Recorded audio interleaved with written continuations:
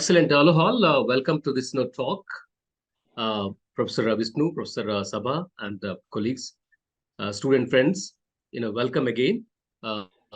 We are very much looking forward for this talk. The talk is kind of titled Autonomy, Indigeneity and Conflict in India's Northeast region.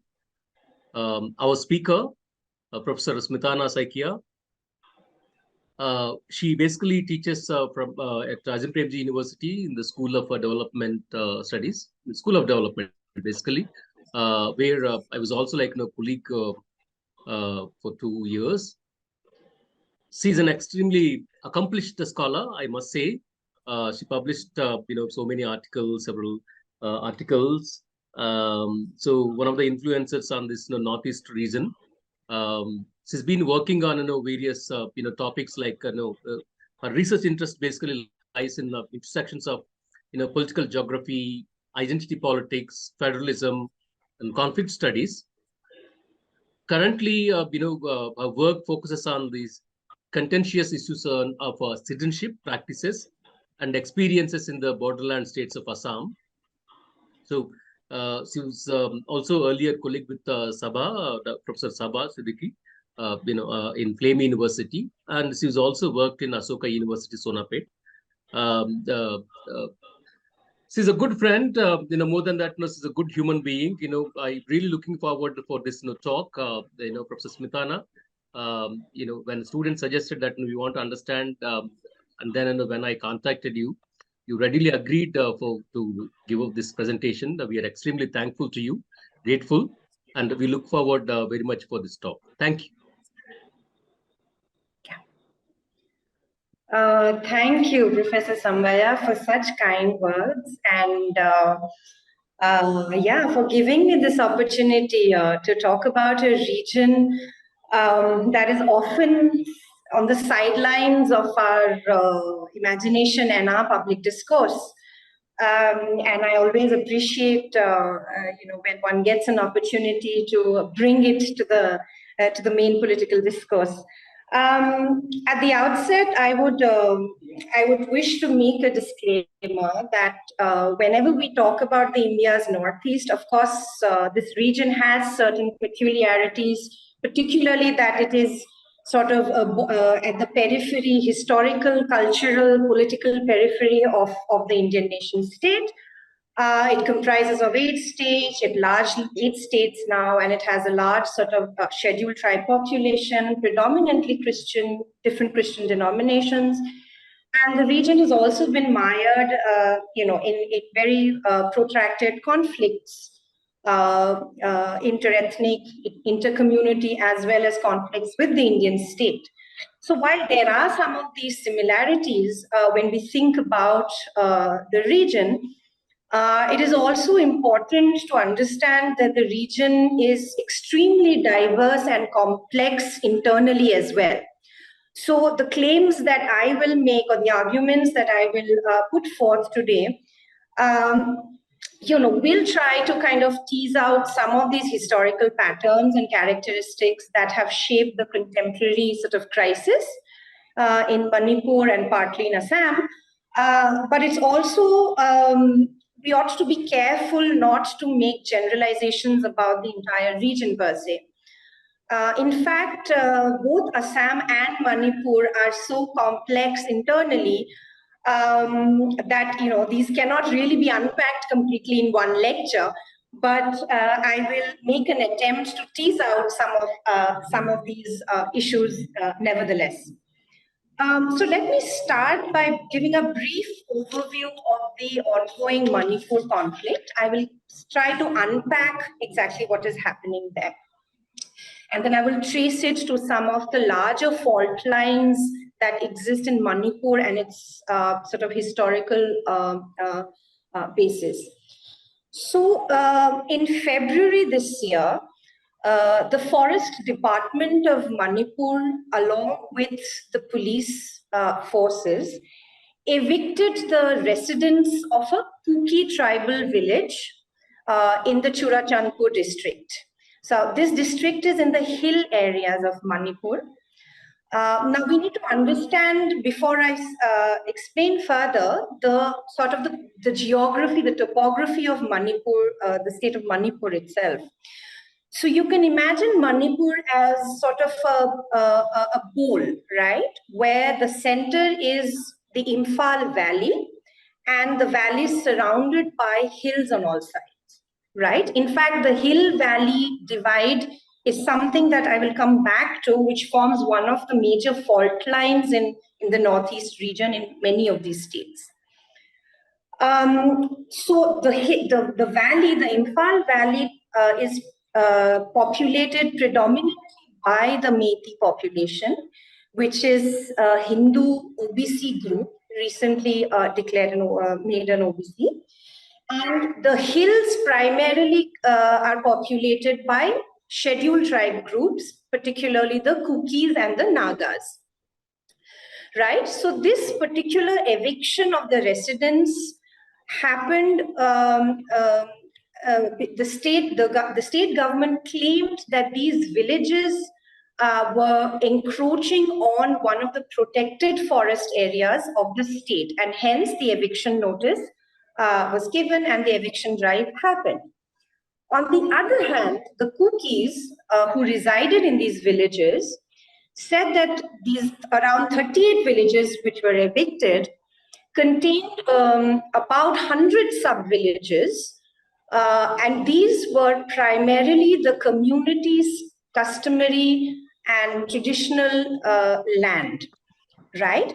So the Kukis claimed that this eviction was actually an encroachment of tribal lands by the government.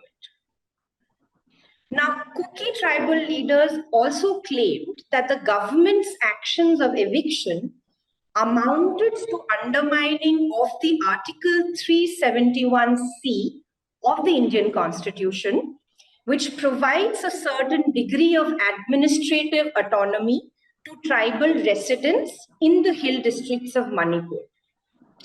I will briefly talk about this kind of autonomy arrangement that is constitutionally mandated in Article 371, the various clauses of Article 371, as well as the 6th schedule.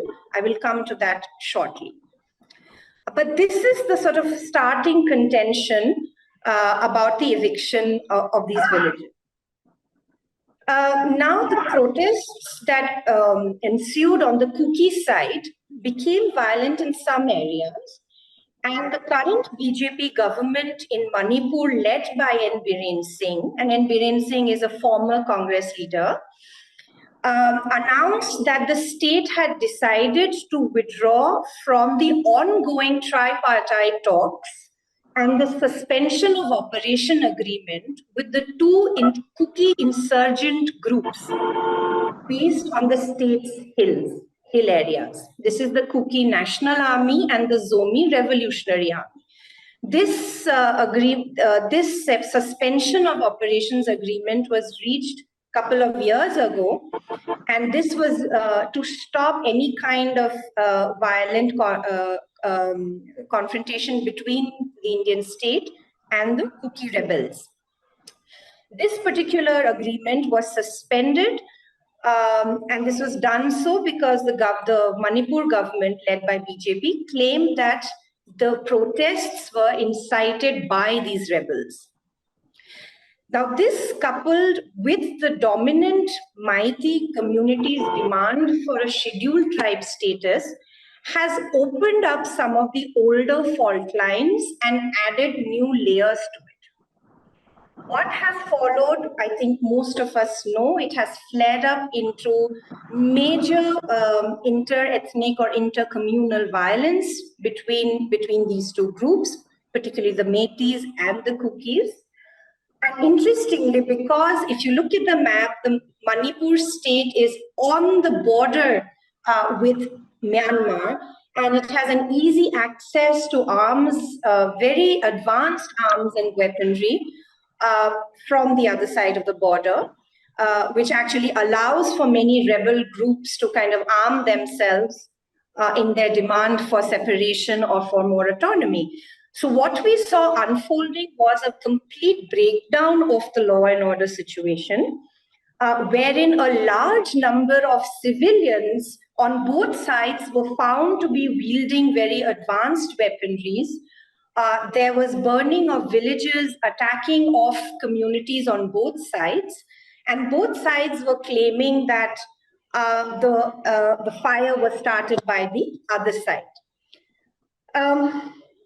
Now, if you look at the history of the Northeast region, one would understand, and also the geography, one would understand that it was the British colonial state that drew very sharp divisions between the two major interdependent topographies of the region. That is the hill regions and the valleys.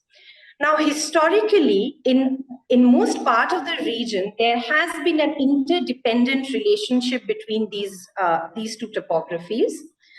In fact, in Assam, if you look, the Ahom dynasty that ruled in greater part of Assam from 12th century to late 18th century had formed very interesting overlapping.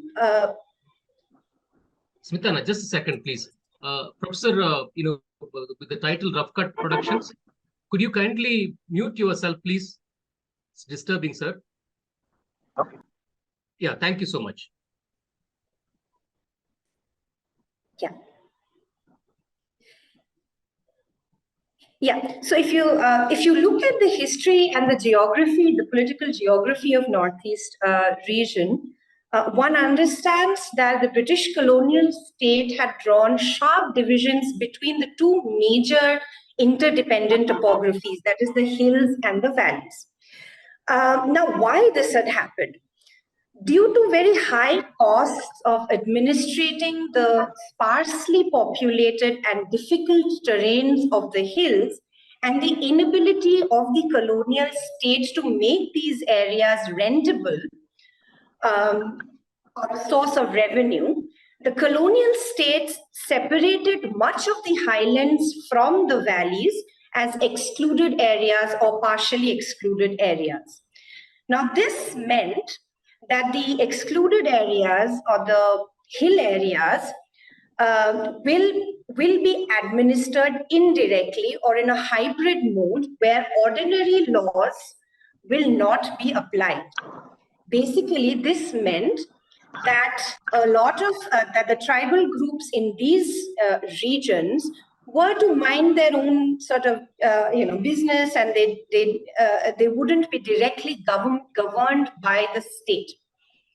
Of course, this did not stop the colonial state from taking on punitive expeditions to tame these tribal groups whenever they came down to the valleys, which they saw as their traditional hunting grounds. Now, much of this division between the hills and valleys have continued in the form of what is known as the ILP, or the Inner Line Permit, that allows many of the hill states in the Northeast to restrict entry of other Indian citizens, and requires anybody outside of these hill states to acquire a certain kind of a pass. And it also restricts outsiders to kind of buy land or settle in these regions, right? Now, at the same time, while this distinction, this topographical distinction was being institutionalized, we also understand from a very rich literature now that says that a lot of the forest areas and the tribal common lands were acquired by the many British entrepreneurs at throwaway prices in order to create tea plantations, timber plantations, thereby creating an extractive economic regime and a disruptive tying of the region to the networks of global capital. So in some sense, while you separated the tribal populations from the rest of the valley regions of the Northeast, you continued to exploit the resources, the natural resources, and even use some of these communities as labor. At the time of independence, many of these communities had already made up, the nascent elite of these communities had already started making up their mind about demanding separate nations, states from India. So the Nagas, for example, were already clamoring for a separate state. From late 50s onwards, you see in the 60s, Mizo leader Lal Denga had also declared the sovereign state of Mizoram, followed by different groups in Manipur and later in Assam. So you see a cascading effect of this, this act of difference taking shape in separatist movements in India after independence. Now, Manipur was a princely state which came under the British rule in 1891 after the Anglo-Manipur War. Now, while a large section of the Manipuri dominant group, which is the Meitis, had already gradually converted to a form of Vaishnav Hinduism, they also continued to practice some of their pre-Hindu religious traditions and customs. But the tribal groups in the hill regions, that is the Kukis and Nagas, were primarily Christian. Of course, these were converted, in over a period of time by Christian missionaries that settled in along with the colonial state. In fact, the Christian missionaries had a more direct role to play in the lives of these communities than the colonial state ever did. So what we see is an emerging of two identity formations here. The valley of Manipur, where the dominant Hindu Metis live, and they are also politically dominant, and the hills where you see Nagas and Kukis, primarily scheduled tribes and primarily Christian.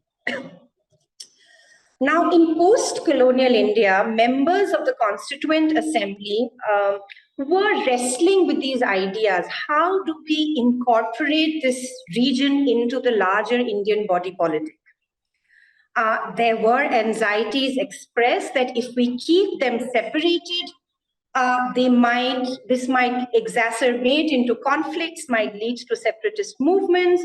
But on the other side, there was also this fear that if these groups are forcefully assimilated into the Indian nation state, this might also create resentment.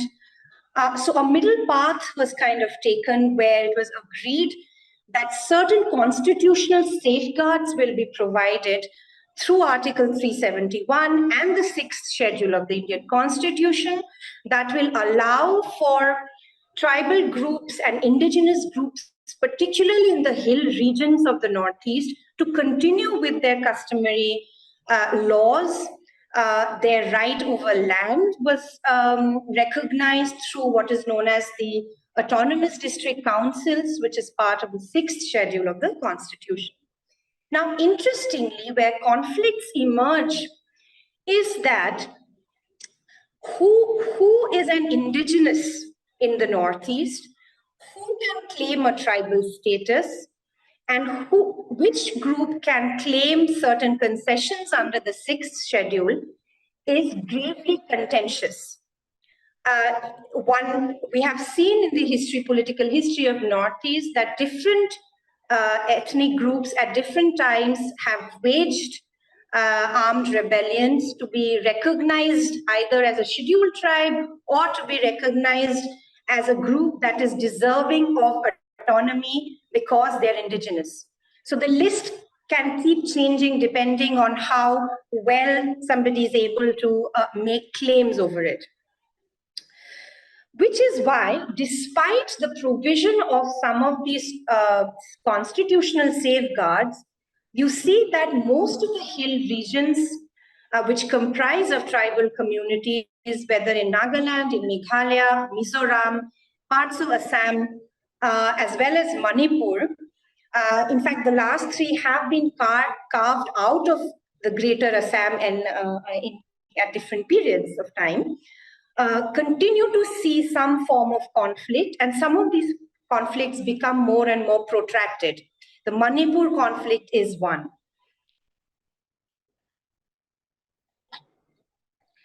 Like I said, there is now some evidence to suggest that the model of autonomy that has been provided by the Constitution to allow tribal groups to enjoy certain privileges has also cascaded into more conflict. Similarly, those groups which are not recognized as scheduled tribes, such as the Meitis of Manipur, are also clamoring for that status. And such demands then end up becoming zero-sum game, because other tribal groups then feel that the sort of privileges and the rights they have over their own indigenous land will now be taken away. So this form of competitive ethnic outbidding, as well as contests over ethnic homelands, have a propensity to then become zero-sum games, leading sometimes to intractable conflicts. Now, while this is a claim that exists in literature of conflict studies in political science, we also know that there are many exceptions to the rule, and in fact, Mizoram stands to be one of those exceptions. So although Mizoram saw almost 2 decades of armed conflict, it has emerged as a more peaceful state amidst the other states in the Northeast after the formation of the Mizo state in 1987. In fact, Pu Laldenga, who was the leader of the Mizo National Front, the rebel group, became the first chief minister of Mizoram as well. But coming back to Manipur, at this point, in the current sort of juncture of crisis, look at the flashpoints that are emerging. So there is one flashpoint, which is basically which pits the valley-dwelling, politically dominant Métis against the hill and forest-dwelling Kukis as well as the Nagas. There is another flashpoint, which is that of the demands for the Meiti homeland versus the Kuki autonomous regions, or a separate autonomous administrative region within Manipur. This is again pitted against the larger Naga demand of areas of Manipur to be inserted into what they call the Greater Nagalim, or the Greater Naga homeland. In fact, oftentimes you would see on Twitter that the Manipuri chief minister is at loggerheads with the Naga chief minister with regards to which parts of which state belongs to the communities, the respective communities' ethnic homeland. Now, the other flashpoint that also coexists here is that of the question of the scheduled tribe status to Métis versus the existing scheduled tribe status of Kukis and Nagas. The last sort of flashpoint that seems to be emerging in this period, particularly with the coming in of the BJP into the region and the BJP government, BJP's party, Bharatiya Janata Party's formation of government in Manipur, is that of the predominantly Hindu Métis versus Christian Kukis and Nagas. So in one state itself, you can see that there are so many flashpoints emerging. Now, many times these flashpoints or these social cleavages, political cleavages do not naturally end up becoming, leading to conflict or violence. But in cases where there is an alignment of these ethnic cleavages, as we see in Manipur at this time, it often acts as a tinderbox and then leads to a violent explosion. So this is, in some sense, putting in perspective, the Manipur crisis. I am not going into the what has emerged as very disturbing and the gendered nature of violence that we are seeing in Manipur. That's beyond the remit of this particular talk. But if somebody has a question later, I'm happy to address it. Now let's come to Assam. Assam similarly has a topography of hills and valleys and crisscrossed by the river Brahmaputra and its many tributaries and distributaries. In the last couple of years, we see an acute crisis of citizenship unfold in Assam, right? With the whole the updation of the NRC process. I will not go into the details of the bureaucratic process of NRC. I can take these questions up in the Q&A. But I want to posit this particular crisis in the recent sort of political history of Assam, which also takes us back to the question of who is indigenous in Assam. So the updation of the NRC, or the National Register of Citizens, was one of the demands that the students' agitation was making in the state in the late 1970s and 80s.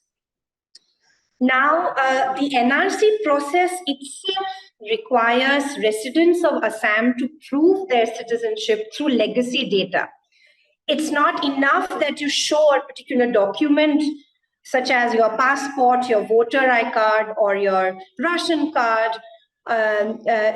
These documents are not enough. There is a second sort of level of evaluation where the legacy data has to be evaluated. And by legacy, I mean whether your ancestors have been residing in Assam before a cutoff date and how you are related to your ancestors. You have to show in documentary evidence. Now, the cutoff date, which was decided by the Assam Accord was the political compact which was reached between the then Rajiv Gandhi government and the agitating students of Assam, the ASU, All Assam Students Union, and a few other bodies together. The cutoff date for where someone can claim one's citizenship was before March 25th, 1971. Now, the entire aim of this agitation, as well as updation of the NRC, was to detect illegal immigrants that had apparently been entering from the neighboring Bangladesh state, but also to delete their names from the electoral rolls. ASU was claiming that the Congress had actually inserted many of these illegal immigrants in their electoral rolls and had benefited electorally as a result, and then to expel them out of the country. Having said this, there has been no bilateral treaty with Bangladesh in order to deport any of the detected sort of illegal immigrants in Assam.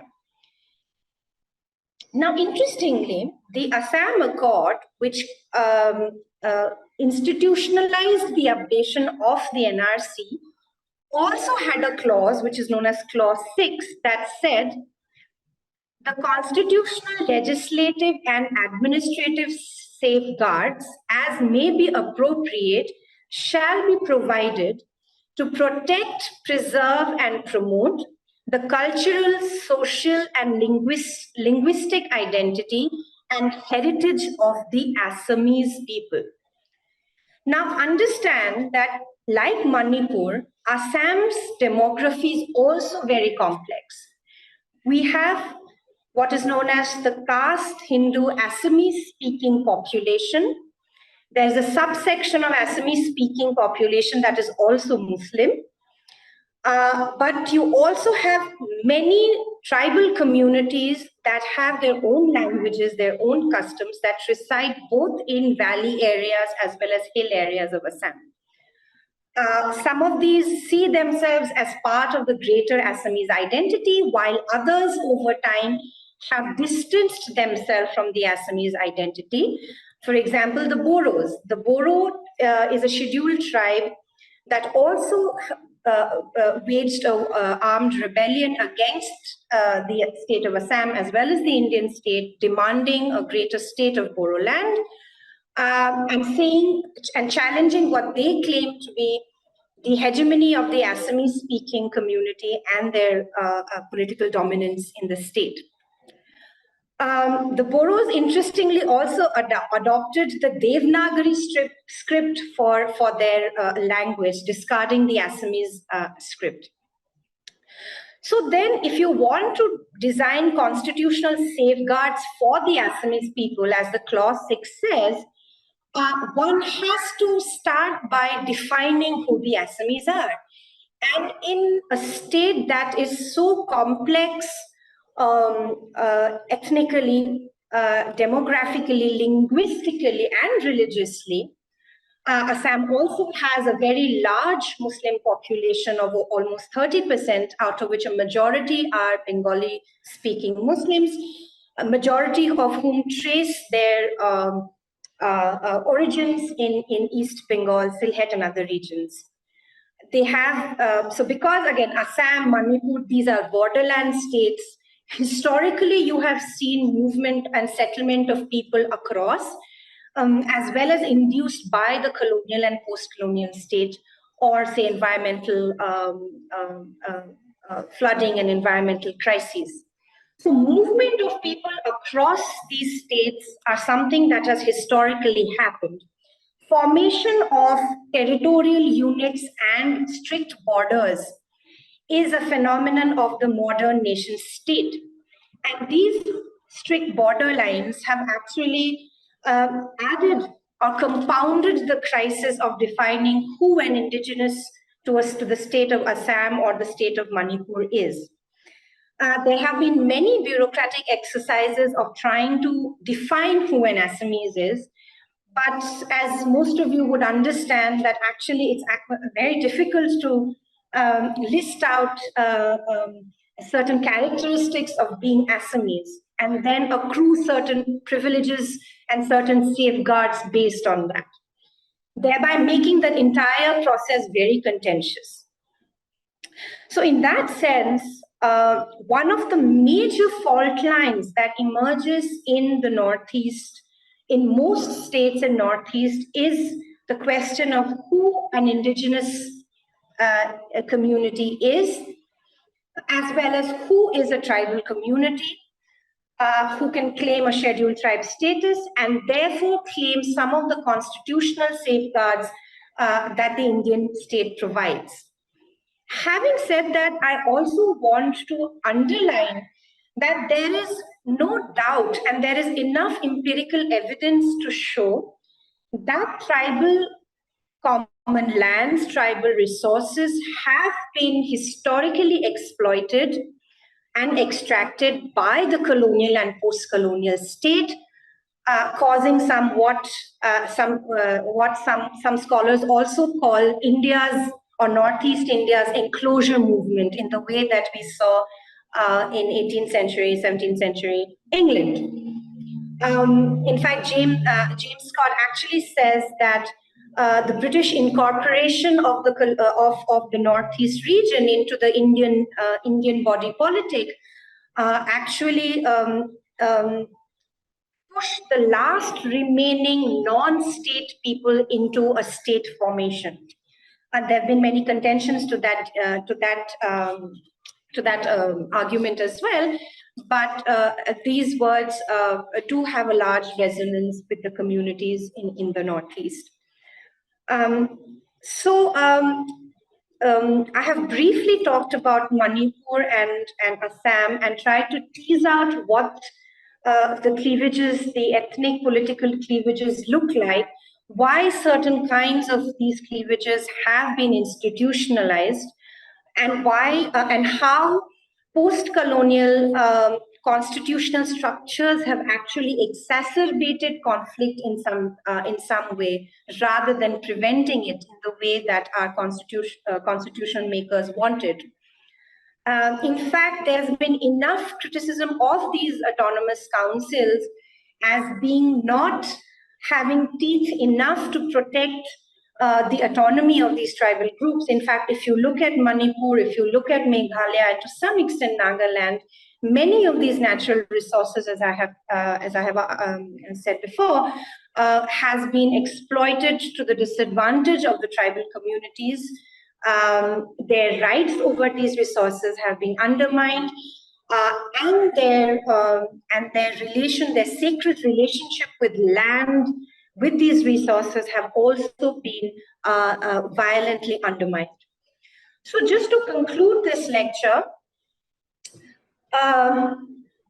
it's important to understand that the Northeast region, being a borderland space, has had fraught relations with the Indian state, both in the colonial as well as in the post-colonial context. And within this context, it's important to understand that the forms of autonomy demands that have been made by different communities within Northeast often ends up pitting one community against the other. So, for example, just to go back to the Manipur example, the conflict is not only between Meiteis and Kukis, but we have seen, for example, in the 1990s, violent clashes between Nagas and Kukis. So Nagas have been claiming that the hill areas of Manipur, where Kukis also reside, are the traditional homelands of the Nagas and should be part of the greater Nagaland or the greater Naga homeland. The NSCN, which is the the ex sort of rebel body that has been leading these demands, has been at talks with the government, but these talks have not materialized for the same exact reason, because the same territory is under contention by more than one group. So while there is a fraught relation between the Northeast region and the Indian state, there is also competitive ethnic outbidding among communities in the Northeast region. And this has led to some of the conflicts, and as conflict literature has shown us, whenever conflict has a territorial dimension, it has a propensity to become protracted and intractable. That we have seen in the case of some of the cases in Northeast as well. Mizoram, like I said, is an exception. And lastly, like I said, the autonomy arrangements that the Indian Constitution provides must be lauded on one hand for its foresightedness, for not forcefully assimilating tribal groups in the Northeast into the larger Indian polity. However, having said that, it is also time that we evaluate the effectiveness of these autonomous councils and these autonomy arrangements to actually preserve and safeguard the interests of tribal populations in these regions. With this, I will end my presentation. Thank you, Professor Smitana. It's an excellent talk. We have a lot of students, who come from this, not just students, even the faculty, academics, the mainstream, Indians, the Northeastern definitely do not know anything about this, politics around this and ethnicity, and then what's happening around this. Now, the explanation, it helped us kind of, to navigate, what is the conflict and where is the state, which, communities are kind of in conflict and so on and so forth, really very helpful talk, helped us to navigate, understand the current situation in the current Manipur issue, and then other states as well. Thank you so much. That's extremely, good analysis. Now, may I take this opportunity kind of to open this flow to, allow the students and other members, like, over there here to kind of have if you have any questions and the clarifications, I'm sure Professor Smitana would be very happy to take those forth. Just before anybody come up with this question, Smitana, just one there's a small minor issue. Dr. Ansuman Behra, he pointed out that the autonomous district councils of Manipur are not covered under the 6th schedule provisions of the Indian Constitution, as stated by the Speaker. They are arranged under the Manipur Hill Areas District Council Act of 1971. Yes. That's right. Yes, that is correct. Sorry if I misrepresented that. So Manipur is the only state with a sizable tribal population that does not have a 6th schedule, the autonomous council under the 6th schedule. So actually the autonomous council districts that come under the 6th schedule are quite powerful in the way that, for example, you see in the Boro Territorial Council. However, in Manipur, it actually comes under Article 371C, where this clause actually says that the president can create a committee of elected members from the Manipur State Assembly belonging to the hill areas. So basically, MLAs from hill areas of Manipur can constitute a committee, and that committee is known as the Hill Areas Committee. The Hill Areas Committee then has a more direct sort of say in the administration of these hill areas, as well as the governor of the state. Now, having said that, in 2020, one of these Kuki MLAs actually wanted to present a bill known as the Hill Areas Committee Autonomous District Council Bill, which demanded more autonomy to be given to these to the autonomous councils in the hill districts, right? Which is not the case as of now in Manipur. So that is right. I'm sorry, I didn't want to go into the details of it because there's too many technicalities involved. But yes, this is an important point, and this is one of the points of contention that Kukis have, which is to say that the kind of autonomy that we have in Manipur, despite having a sizable tribal population, does not match up to the ones that is under 6th schedule, which is what you see in the case of tribal groups in Assam. Thank you.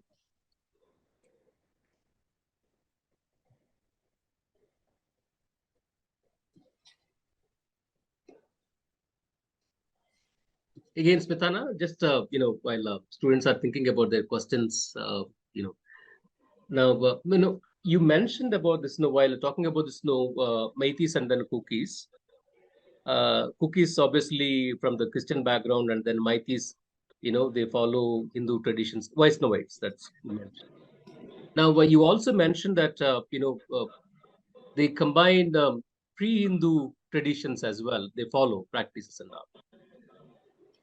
I'm just kind of curious about this, pre-Hindu traditions, because, I mean, it will be helpful for the students, because what happens, these days, it's very easy to kind of, claim that, this Akhanda Bharat, or kind of, the Hindu civilization is there from the beginning and so on. But, some of these, traditions kind of, came very recently, developed very recently, and then people have been following even prior to that. There are other traditions and so on. This would help us to understand a little bit. Thank you. Yeah, this is a very important question, because there is some not overt, but some attempts to give this a communal kind of a the current Manipur conflict, a more communal sort of Hindu versus Christian kind of a texture. It is not very overt, but you can see it in some of the ways in which the BJP is trying to formulate this. Actually, the Northeast presents a very interesting case of complicating these binaries, Hindu versus Muslim, Hindu versus Christian. And that's actually frustrating for, for I think the current regime, whose ideological plank is to kind of create a political Hindu identity versus the rest. So while the Métis, in some sense, to a large extent, almost 80% of Métis follow a form of Hinduism, and they have gradually converted to Hinduism since early 18th century, particularly with their king at the time officially kind of taking a Hindu name. And but you also see that a sizable population of Manipuris are also still follow their sort of indigenous religious practices, which is known as Sanamahism. And Sanamahism, in fact, is recognized within Manipur as a separate religion as well. And even within the Vaishnav Hindu traditions of Manipur, you still see worship of ancestors, worship of certain natural elements as part incorporated into the Vaishnav traditions in Manipur, among the Métis. Which is why you actually see that there is also a lot, there are multiple identity formations within the Meiti community as well, and therefore it's hard to pinpoint, you know, who is a Meiti. In fact, there's also a small population of Métis who are Muslims. So you do see that, and also Muslim Métis also continue to follow some of the pre-Islamic or pre-Hinduism practices and customs that have continued in their everyday sort of worship. Samaya, I am not an expert on religion of anthropology of religion, and so I will not be able to delve on deeper on the customs per se. But I would. It's a very important question you ask, and I'm glad you mentioned this, because it shows it shows us that identities are actually constantly in flux. Right? And these kind of simple binaries of Hindu versus Muslim or Hindu versus Christian, it actually does not work in most contexts, and particularly in the context of the Northeast. This is also true in Assam, for example, with the NRC process. You saw that there was an attempt to use existing lens of mainland India for Assam, where the Assamese was pitted against, say, the Bengali Muslim as the illegal immigrant. But actually, if you look at Assam's political history, you will say that the illegal immigrant is a much larger category that equally included Bengali Hindus and other sort of religious denominations. So in that sense, it is, these kind of simple binaries do not, particularly that are useful in, say, the cow belt, the Hindu cow belt, North India, may not actually work in the Northeast very, very easily. Okay, I have two more questions, but for time being, there's one Dr. Lakshmi, I suppose. She has a question. I'm going to read out. It's mentioned in the chat box. Like you mentioned, there is need to reevaluate the provisions provided to the tribals by the Constitution. You're talking about autonomous, councils, right? Reevaluation in that context. And who is indigenous is a complex question. So my question is, according to you, how can the Indian government begin the work of bringing all parties to the same table and chalking out a way forward? Are there any examples in any other states that can be of help here, or perhaps any other country? Yeah, thank you. But this is a very complex question, because peacemaking can be fragile, can be sustained depending on many variables.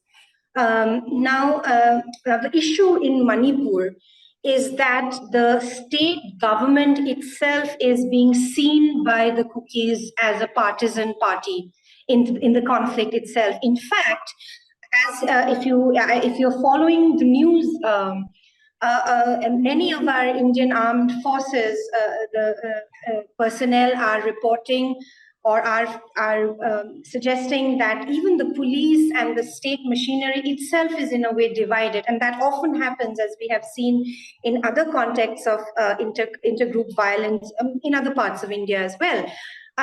So at this point, because the conflict is still unfolding, there is a complete breakdown of trust between the communities and between, say, the Kukis and the Manipur state. In that sense, then it becomes very difficult for the Indian state, which anyway most communities in Manipur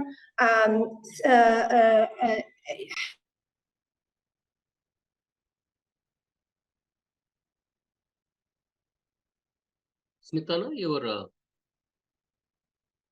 in mute.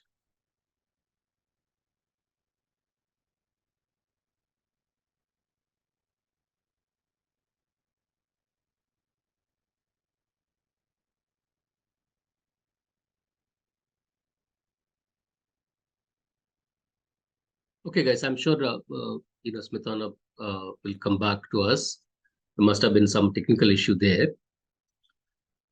But otherwise, I mean, I think that's very, very interesting question, a very important question too, Dr. Lakshmi. Sambaya? Yeah. Okay, great. Yeah, please sorry, I think my phone shut down for some reason. So I'm logging in from my laptop. Very good. But my video will be off. I'm so sorry about this mess. That's absolutely fine. That's absolutely. Thank you for rejoining, actually. No. Yeah, cool. No, so what I was saying is that it's very difficult for a third party to enter any kind of peacemaking or trust building mechanism, when in fact the Indian state itself has been suspect vis-a-vis these communities, right? So the Kukis, the Nagas have had difficult relations with the Indian state as well historically, and particularly the Métis as well. In fact, draconian laws like the AFSPA actually haven't helped this relationship. State impunity in the way that we see in Manipur has actually completely broken the trust many communities could have had in the Indian state. So it's not an easy or a quick solution that one can think of. But I will give the example of Mizoram, because Mizoram is a very interesting case study, where after the Mizo Accord was signed in 1987 and the Mizoram state was formed, there were also concessions made to smaller tribal groups within Mizoram that were not the dominant Mizo group. So you see, if you go to south of Mizoram, three dominant groups, Lai, Mara, and Chakma. These are groups that see themselves separate from the Kuki Mizo Chin group, and they have been given autonomous district councils under the 6th schedule of the Constitution. So this kind of nested identity arrangements or nested autonomy arrangements was one thing that worked in Mizoram's favor. The other thing that worked for Mizoram was the continuous work of the church organizations across denominations. So civil society groups working in a bipartisan kind of fashion helped build the relationships that the state then can come and make some repair upon. So I think peacemaking and peacekeeping solutions have to be long term. They can't be piecemeal, and they can't be knee jerk.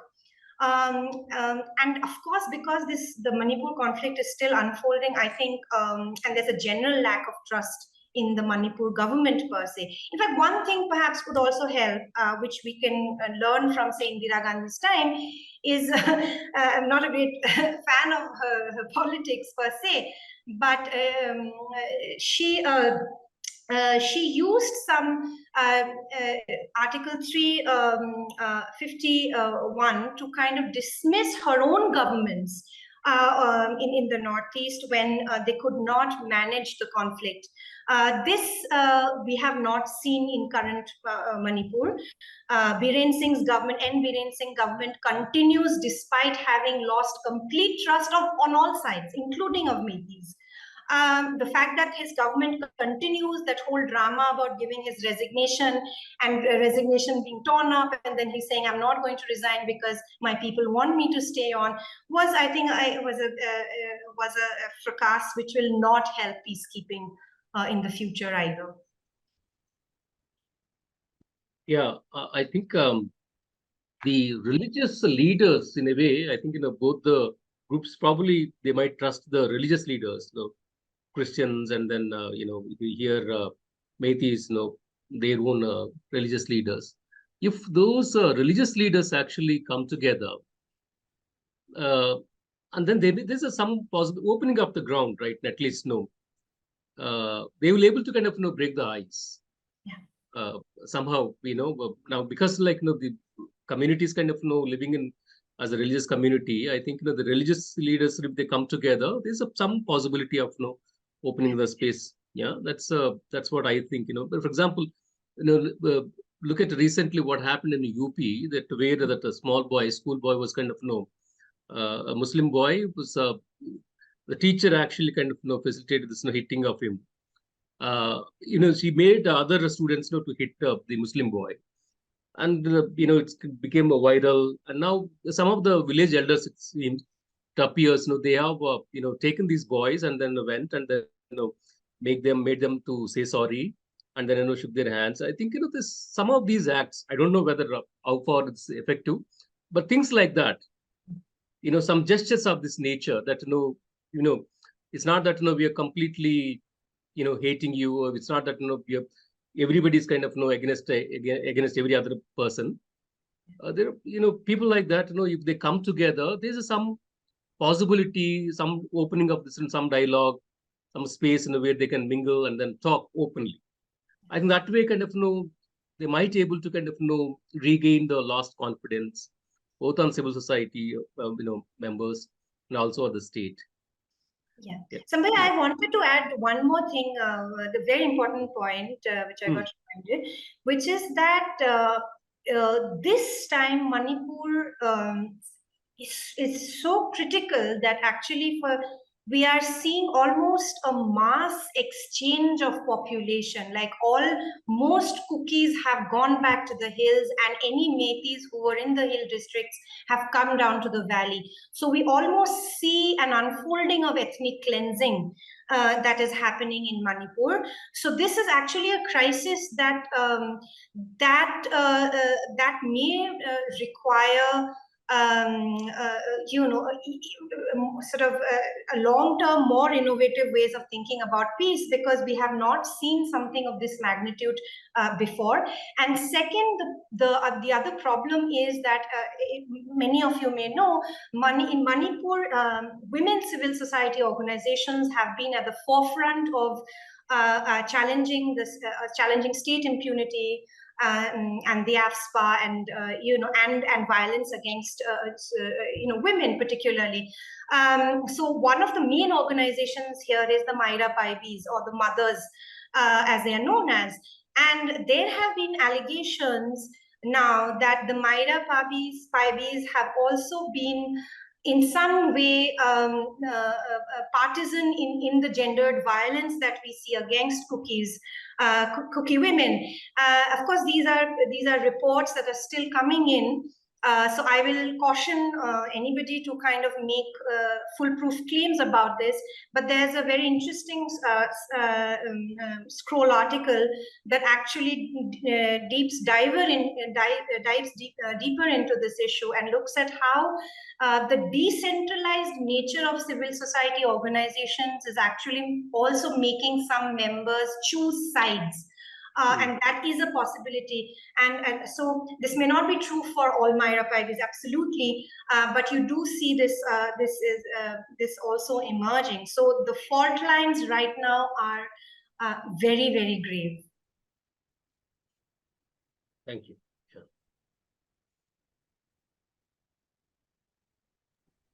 Yeah, Tanvi Amba, please. Hi, Professor. Thank you for your talk. Full disclosure, I missed the first 25 minutes or so because I was having some issue with my laptop and don't have much prior knowledge about this topic. But I had a general question about sort of the concept of indigeneity.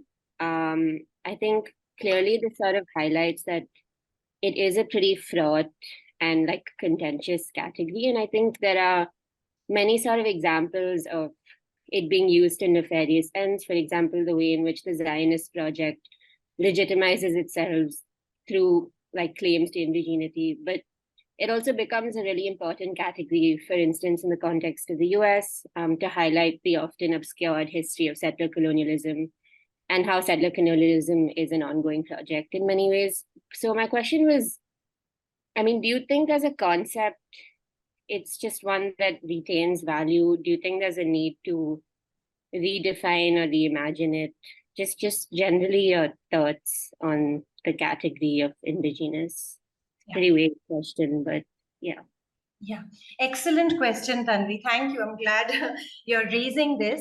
Interestingly, actually, yes, you're right. Indigeneity as a category is primarily and to a great extent used in the Americas, and rightly so for the First Nations. And that has enabled certain kind of constitutional protections as well as reclaiming one's identities, their lands, their cultures, vis-a-vis settler colonial populations. I am a little careful about transporting that same understanding of indigeneity to Northeast India, because in Northeast India, the context is a bit different. In the sense that while there have been groups have settled in the region in different waves at various points, and have acquired certain organic, so-called organic links to the land, right?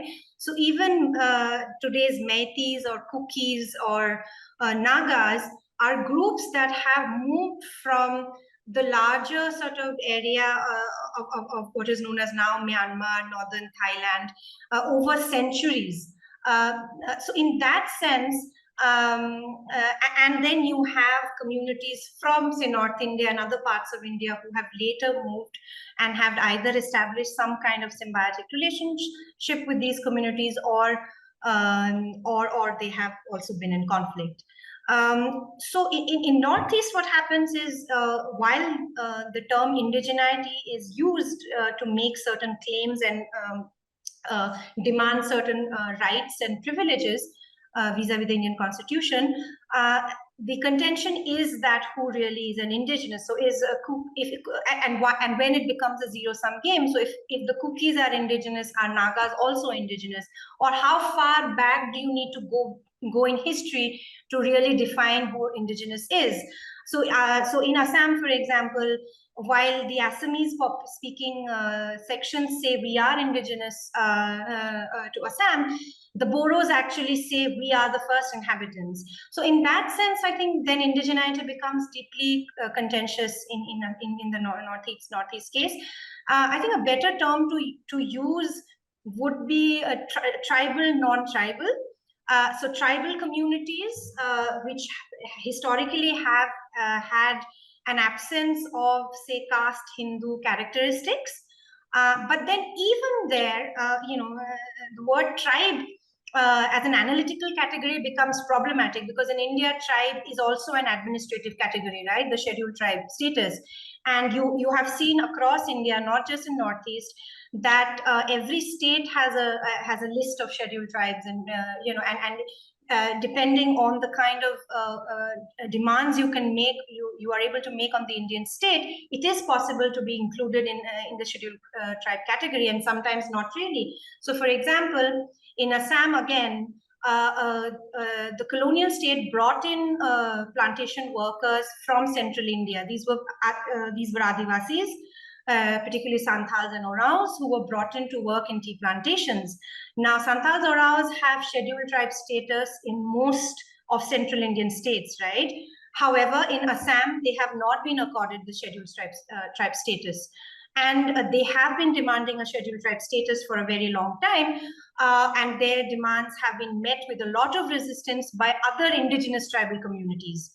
So you see, even with the idea of, so it's all these categories, because they are political categories and their boundaries keep shifting, ultimately they become matters of contention. But I would be careful not to use a North American sort of lens of indigeneity to Northeast India. I hope that kind of addresses some of it. Yes, thank you so much. Thank you, Tanvi. Smitana, there are two queries actually. One from Dr. Lakshmi, another from Dr. Sabha. Would you want me to read out for you, or do you like to take up? Sure, sure, Samaya.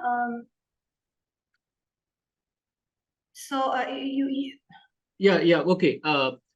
So the queries from Dr. Lakshmi is that, how do you see the larger Ahamiya identity, where Assamese derive their identity and pride from a common language, work in the language context of the fault lines in current context Assam?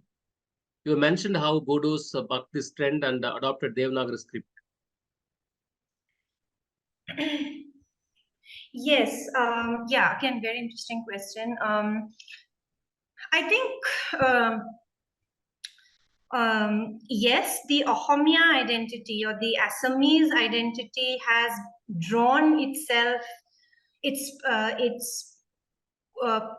pride, its self-identification and self-assertion through the Assamese language.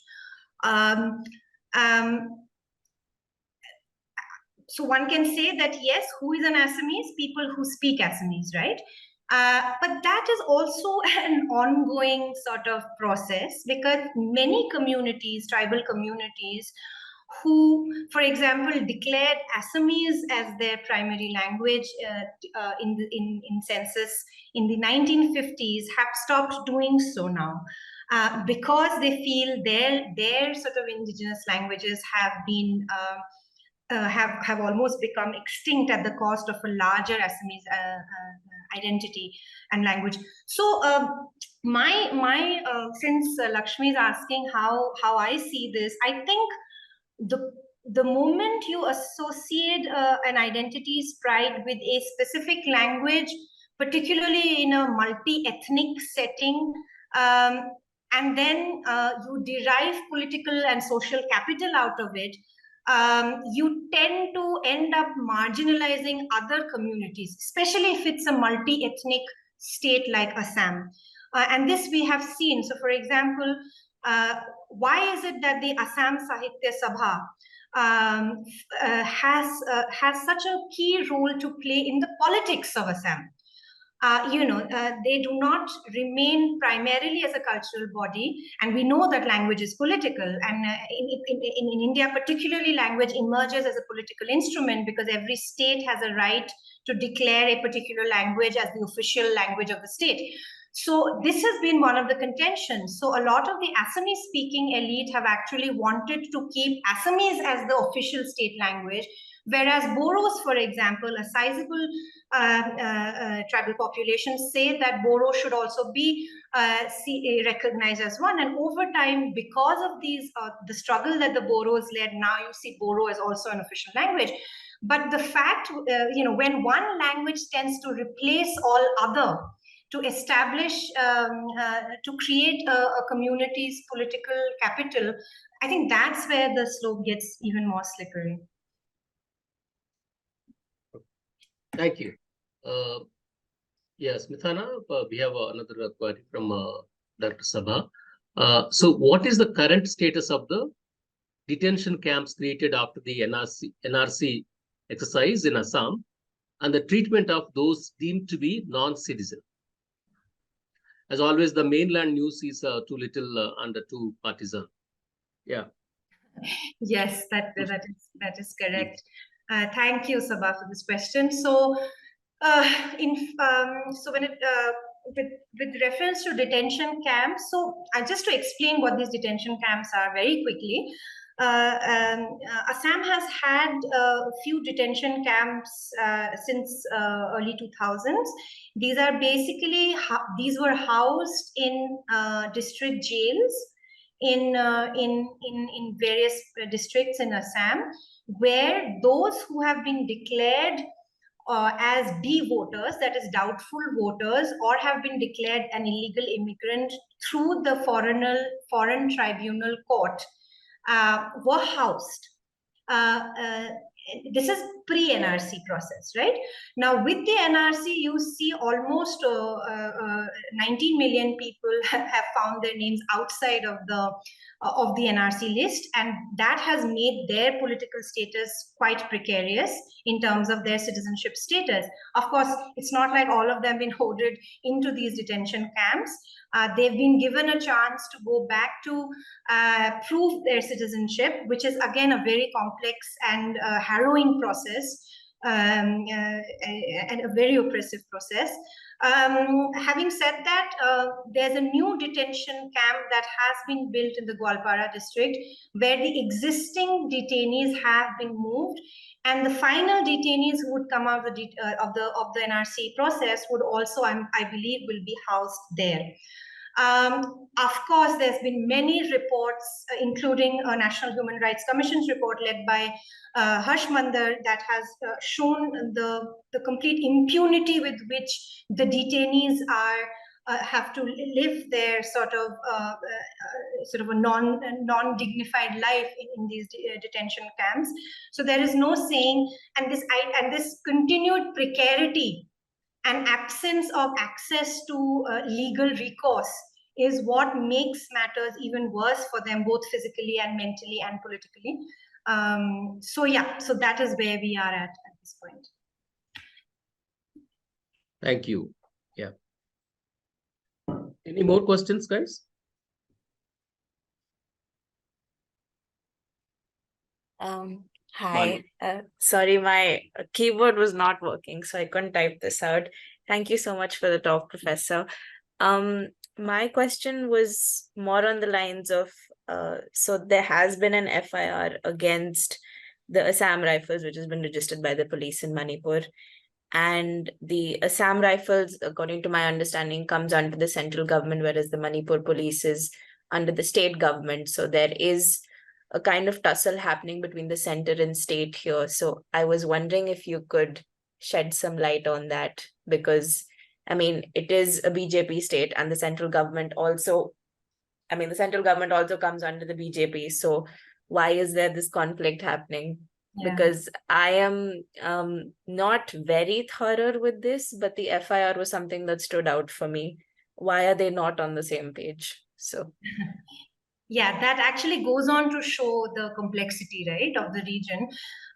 The BJP was, because of the kind of mandate that it has got nationally, was, I think, a bit too confident while entering the Northeast, right? So one of the strategies it has used in the Northeast is to, because it does not have a traditional political base, is to incorporate existing political leaders, right? Particularly leaders who have either been disgruntled with the previous Congress regimes. And you see that, say, in Manipur, you see that in Assam. In fact, Himanta Biswa Sharma, who is the chief minister of Assam, was also a Congress leader, and he's actually the political satrap of Northeast India now, strategizing for the BJP. Having said that, these really open the fault lines and the complexities of the region far more, because I mean, even before the Manipur conflict, for example, the BJP is very careful not to use some of its ideological planks in particularly the tribal dominated states, right? For example, it does not talk about beef ban. It cannot rather talk about beef ban in Christian tribal dominated states like Nagaland, where it shares, where it is in alliance with the government there. Similarly, in Manipur, with a sizable tribal population and many BJP MLAs coming from Kuki, both Metis and Kukis, it is very restrained on using some of its traditional ideological issues. So that's one side of it. The second is, when the Manipur crisis was unfolding, it is quite unprecedented that the Kuki BJP MLAs have separately gone to New Delhi to appeal to the Prime Minister and the Home Minister that N. Biren Singh's government has lost confidence in the people, and the people have lost confidence in Biren Singh's government, and that these MLAs themselves actually support, some of them support Kuki autonomy in ways that presently does not exist in Manipur. So these fault lines are much deeper than party politics can actually, then allows us to understand. So yeah, so that I mean, I hope that kind of addresses your question, because that is the nature of this conflict. Yes, thank you so much. Thank you, Monavi. Yeah, Arya, please. Hi, thank you so much for this talk. My question is very simple. I wanted you to elaborate.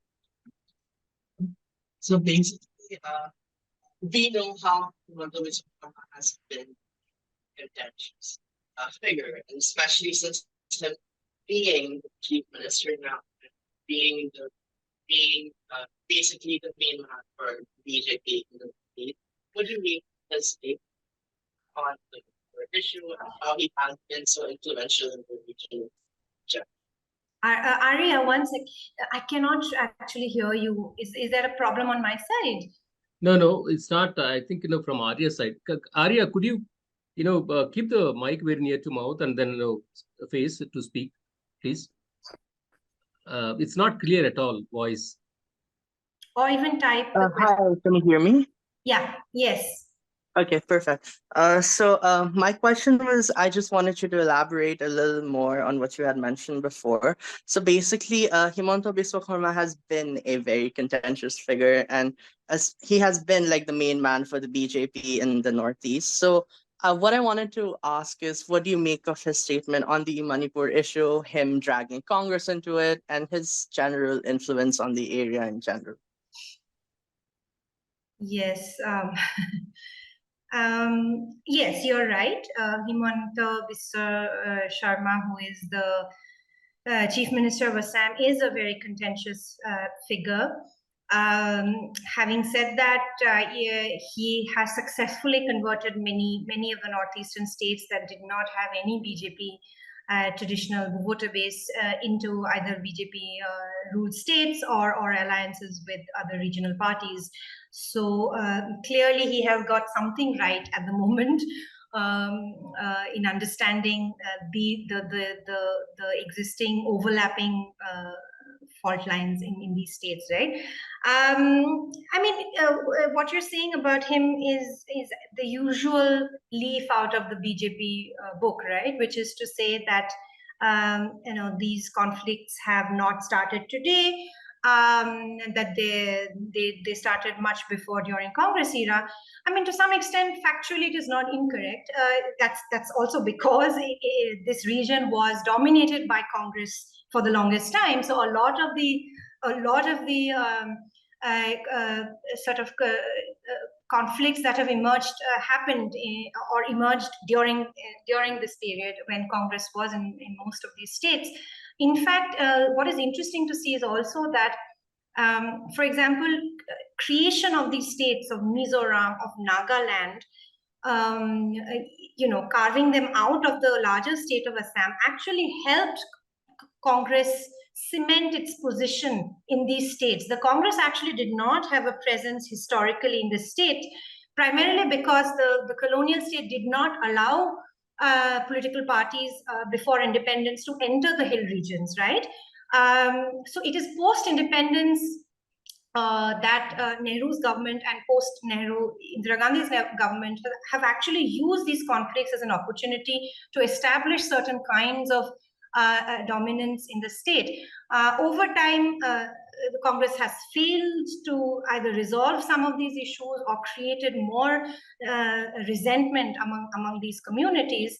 And that's why you see that many of these tribal states are now actually bringing in the other national political alternative, which is the BJP. This is not to say that suddenly the tribal communities have accepted the ideological basis of Hindutva or the BJP, right? It is more, say, a national political alternative that they see as, and particularly there's also a thesis that says that smaller states in the Northeast are directly dependent on the center for its funds.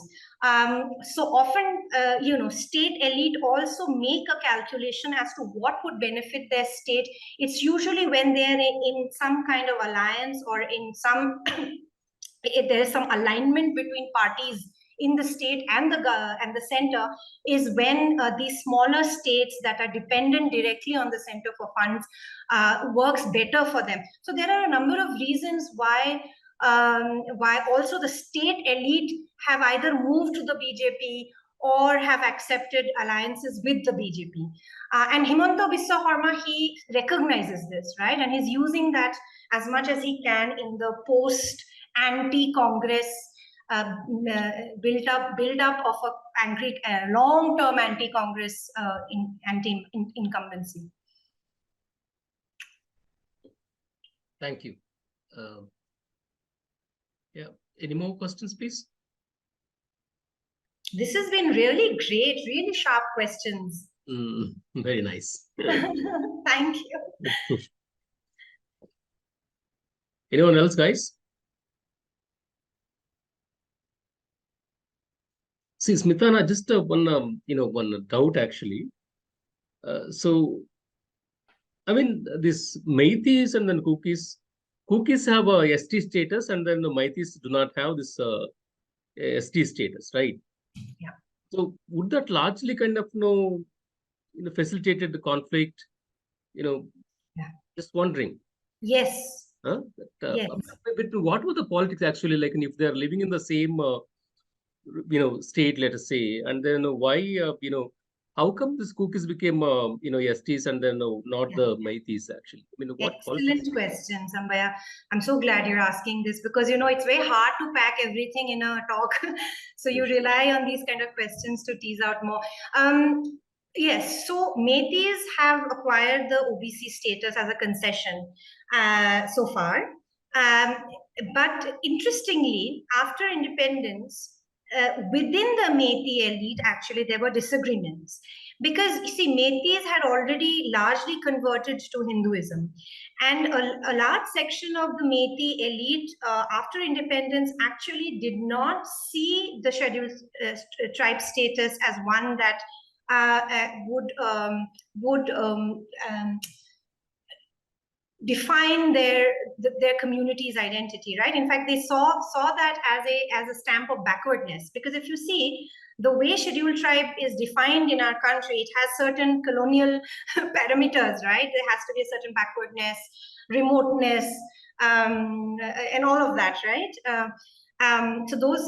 So a large section of the Meiti elite after independence did not want to be recognized as scheduled tribes. They said that we're actually far more advanced civilizationally, and we do not need this status. But over time, as you see that the scheduled tribe status does give you certain kinds of entitlements, right? Particularly, say, representation in civil services, which, for example, the Kukis have managed to, acquire to some extent. But again, let me add a disclaimer here that the Kukis have over time found themselves politically marginalized in Manipur. In last 50-60 years, there have been only 2 non-Meiti chief ministers, right? So those kind of resentments have always existed. But now some certain sections of the Meiti population are seeing the ST status as a way to deal with questions of unemployment and questions of other sort of redistributive questions, which is the model that communities in India anyway use, right? So that is the contention. So you're right, because this became Metis demanding a scheduled tribe status became the immediate cause for the conflict to explode. Yeah. But even now, there are various voices coming from within the Meiti community. There are some that still don't want to be associated with the scheduled tribe status. So there's no easy, there's no consensus in some sense. Yeah, probably like the people who are at the disadvantaged level might be wanting this ST status so that they can, fight this unemployment and then opportunities and also. Whereas, slightly better off sections within that community might not want to. Obviously, like the ST means like carries certain disadvantaged baggage, right? Yeah. So yeah, surely. Wonderful. Professor Nandish, yes, please. Yeah, I have it was a great presentation, Professor, but can I know Hindu is like the more dominant religion, and like the Metis, like I'm sure there's probably a gradient of Metis who follow more Meiti like traditions and the more like Hindu religious inculcations. But why isn't it like for the Kukis? Why isn't the Christian status give them more leverage in terms of the position they have? Like, I get that Hindu is the more dominant religion in India, but shouldn't being Christian also like leverage them a similar status? Like, not similar in the sense of position, slightly lesser, but. Nandish, I'm not sure I understood the question. So. Yeah, could you, Nandish, could you repeat that question actually? But who would accord, some kind of position? Yeah. No, Why? like not political position, but like in terms of like the social leverage they can have. That's what I meant.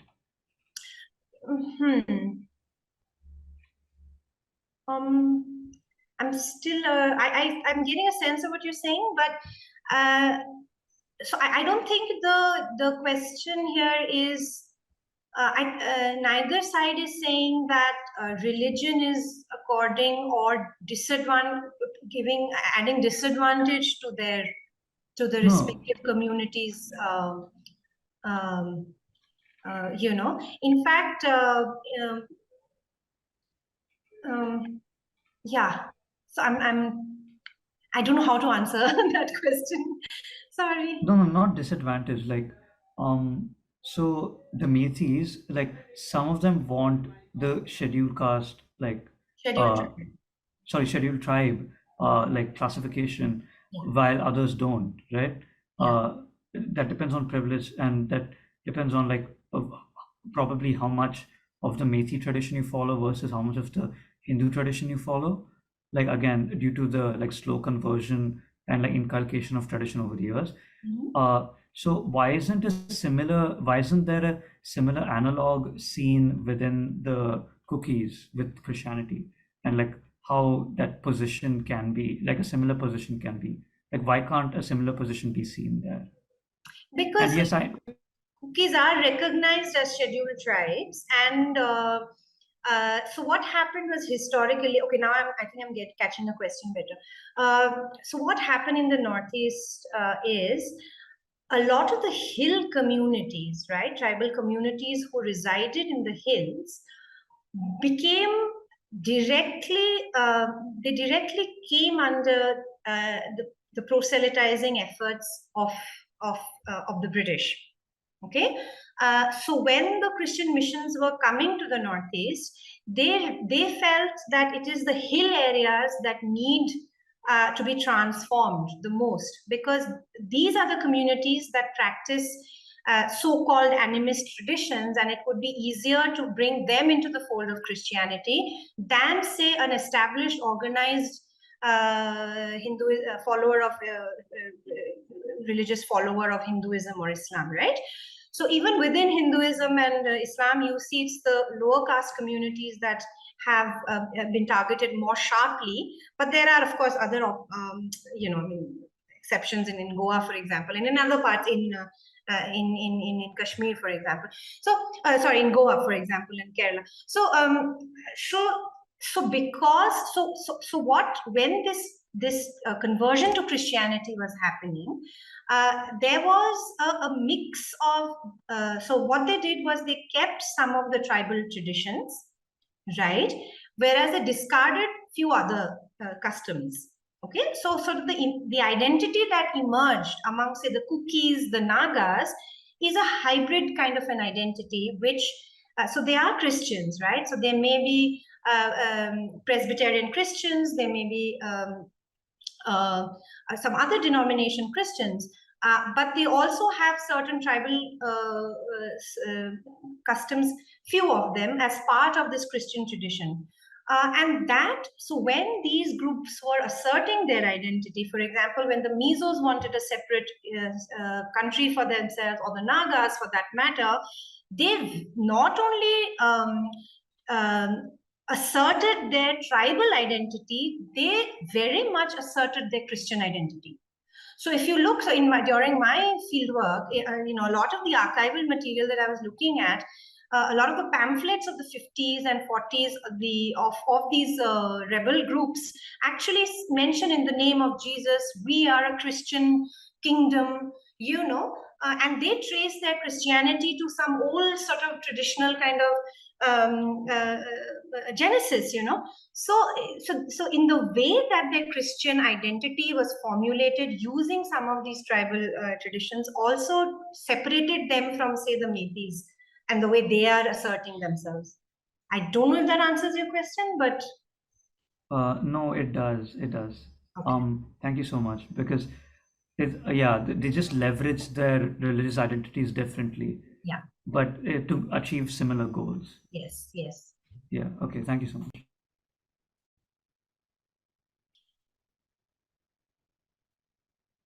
In fact, the church plays very important role in Mizoram, in Nagaland, and in hill areas of Manipur, in the politics, by the way. Very direct role. Right. That's what I wanted to know. That's all. Yeah.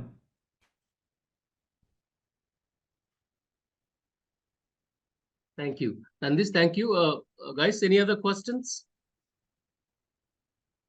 If not, then, I might want to propose a vote of thanks. Smitana, this is a wonderful talk, actually. We all learned a great deal of it. Professor? Dave, yeah. Could I add one question? Yes, okay. I just want to know what role the church has played in the conflict today, and how it has affected the violence which has occurred over these past few months, whether directly or indirectly. Yeah, so the church actually has played a very important role in both the everyday lives of Kukis, as well as in the political organization of the community, right, and their identity. So in most tribal communities in the Northeast, there is an apex tribal body. So in the case of Kukis, it's called the Inpi, and they work together with the church in kind of mobilizing a group identity or mobilizing resources both in peacetime and in times of conflict. So historically, the church at different points in time has played the role of peacekeeper and forging inter-ethnic relations in times of conflict. And the Kukis, the churches in the Kuki areas of Manipur have also done that. In this conflict, this is still unfolding. So I am not very sure how exactly the church is involved. I know that churches have been targeted by the other side. So I'm not quite sure what the response has been. But that's a good question, and I would want to go back and look at it. Thank you, Dev. Thank you for the answer, Professor. Yeah, excellent. Thank you. Again, thank you, Smitana. Wonderful, question and answer session, and then a talk. We learned a great deal. And as I mentioned earlier, kind of various states, different states, and then different issues of conflict and all that. Now we are here. What I really, it pains actually to say this. Constitution of India says that it's the preamble starts with "We the people of India." But we don't really kind of think Northeastern people as kind of people, right? I mean, in fact, if people are kind of not from my community, if people are not from my state, we don't really kind of consider as people, right? They are kind of Tamilians, they are kind of Kannadigas, or they are Northeasterns. We don't really sort of think in terms of we the people. The very idea of people actually being defeated and again. But hopefully, we will see some light out of this conflict. I mean, in the sense that the way the states, both at the state level and then central level, actually kind of fail to respond to this. When people are kind of parading naked, when people's house, people's lives are kind of taken away, when people's houses are burning down. I don't understand, like, where is this people, we the people actually, and then where is this government actually what they're doing? It took a long time for kind of country's prime minister to kind of respond to make a statement on the issue actually.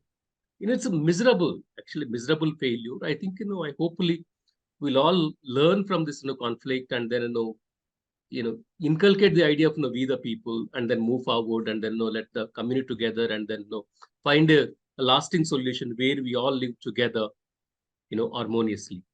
So thank you guys. Thank you very much for this participation, wonderful questions. We all learned a great deal, and then that's also kind of an excited Professor Smitana, in responding to questions, wonderful questions. Thank you very much for your participation. Thank you, Sabha, for being with us throughout. Lakshmi also, Dr. Lakshmi. So all of you, thanks a lot, and then hopefully see you soon.